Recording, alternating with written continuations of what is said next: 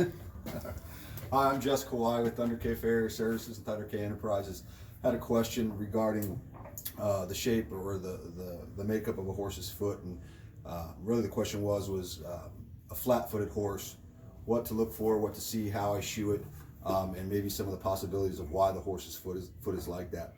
So with this horse here, we can kind of show you what we're talking about. So flat-footed horses, you can kind of see as we trimmed it up. It's all trimmed, ready to go, ready for a shoe to get taken. But you can see on the solar surface of the sole here that it's almost perfectly flat. I pared out as much as I could, really, to kind of cup it without getting the sole too thin. But the reasons for that really comes down to it's really mostly a genetic piece where the horse has more than likely the horse has a negative polymer angle, and what that means is the coffin bone is not at an angle that is optimal, where it sits at a slant, it kind of sits flat, and then that causes the foot to be flat. So it doesn't mean that your horse is not useful. This horse here, he was the 2006 or 2017 Dixie Futuri reigning champion. So obviously they can be used. They just need to be shod right and cared for right. So really what we do with him, the trim is the trim. We always make sure that the trim is where it needs to be, hoof to pasture angle. And then how everything else lies really comes with what I do with the shoe. And so for him, what we do is we make sure, we fit the shoe how it needs to fit, but we also make sure that we have sole relief on the shoe, and that's very important. So, and this is what we're talking about with sole relief. You can kind of see half the shoe I put sole relief on, the other half I did not.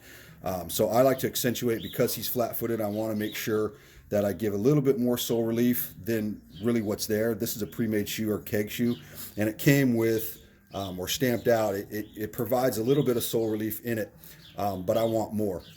So you should really have your farrier make sure that, number one, there's sole relief, and this is kind of what I do. I grind mine in, but you can also hammer it in if you're hot shoeing or whatnot. Even cold shoeing, you can still hammer it in. But I did do the grinder because it's a little bit easier, and obviously I have the tool to do it. And then really what it looks like from the underside, and what we want is, we don't want the shoe to pinch the sole.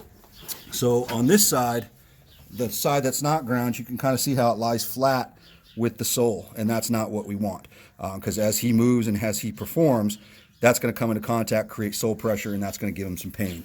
If you look onto the other side, if you can come around,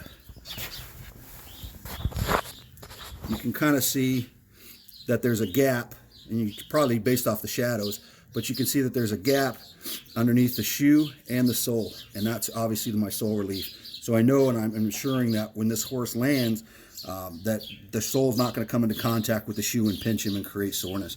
So those are some of the main key things with it to look for.